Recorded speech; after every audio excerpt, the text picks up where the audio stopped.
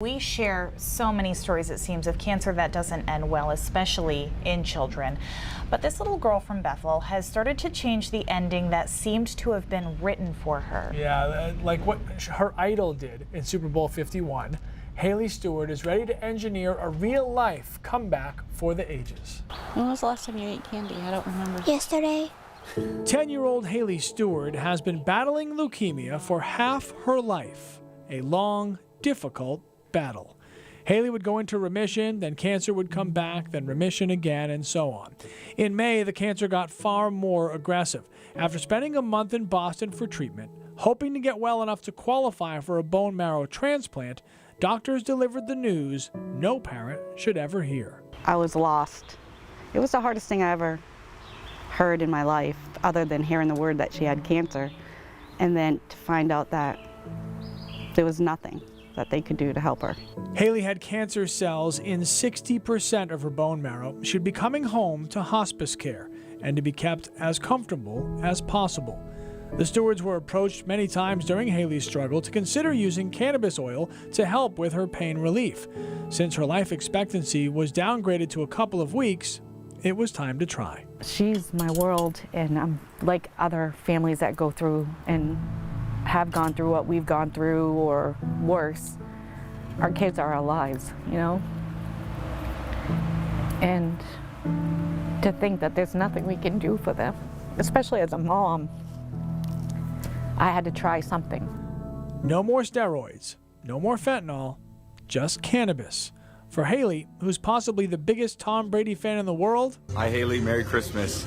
It's Tom Brady. This was her Hail Mary at the end of the game.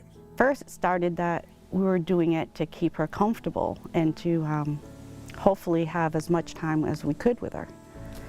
And weeks turned into more weeks, and then we noticed that her levels started coming up. So much so that Haley's doctors at the Maine Children's Cancer Program couldn't believe it.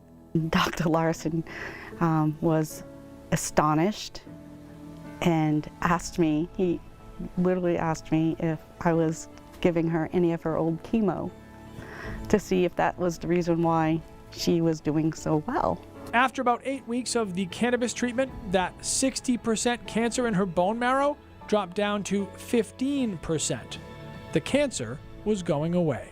And there's always a few cases where we do see this spontaneous regression of the cancer. Dr. Dustin Sulak was brought in to help with this new part of Haley's treatment. Haley's type of leukemia is one that's been known through previous publications in the literature and certainly in animal studies to respond well to cannabinoids. So she had a good shot for not just having an improvement in quality of life, but actually having a change in the trajectory of her treatment and her course.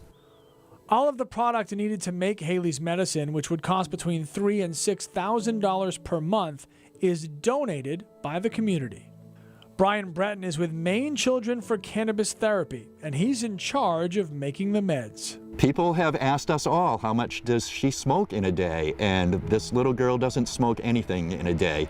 We are extracting the oils from the cannabis plant through a very scientific product with lab equipment and putting this into little gel capsules for her. Even proponents of cannabis treatment are quick to point out that the oils should be brought on board as part of the solution, but not the solution alone. This is very powerful. It's exciting. There's a lot of hope for the future of cancer treatment because this is just such a win-win situation. It's protecting the healthy cells, it's targeting the cancer cells. It's been shown to help the effects of chemotherapy and radiation, and it makes those treatments way more tolerable. So I can't imagine anyone with cancer that wouldn't be a good candidate for cannabis as a part of their treatment.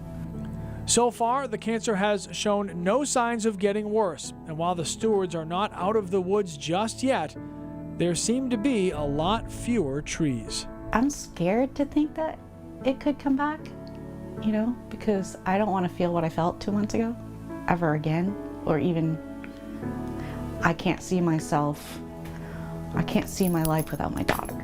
I just can't. And that's what kept me doing everything I possibly could, not giving up on her.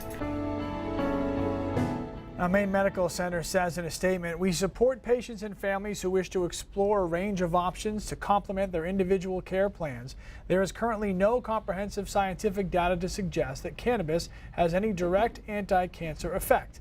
Patients and families continue to be best served by well-researched and clinically proven treatments. Best of luck to her in Absolutely. the future.